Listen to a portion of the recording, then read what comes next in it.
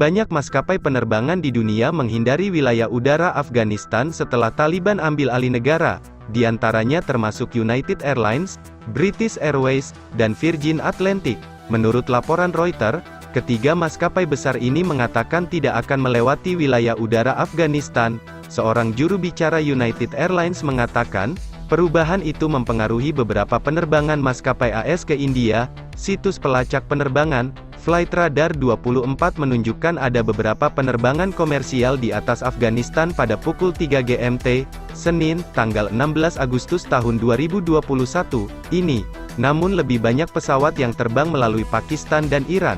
Sementara itu, beredar video yang menunjukkan warga Afghanistan berlarian menuju bandara. Beberapa kali terdengar suara tembakan, dilansir BBC Live. Pasukan AS melepaskan tembakan ke udara di bandara di Kabul saat ribuan orang memadati landasan pesawat.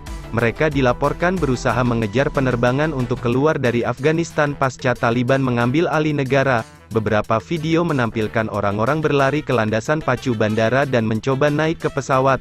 Ada laporan bahwa penerbangan AS yang membawa staf diplomatik diprioritaskan. Kabar ini menyebabkan kemarahan dan lebih banyak kekacauan di Afghanistan.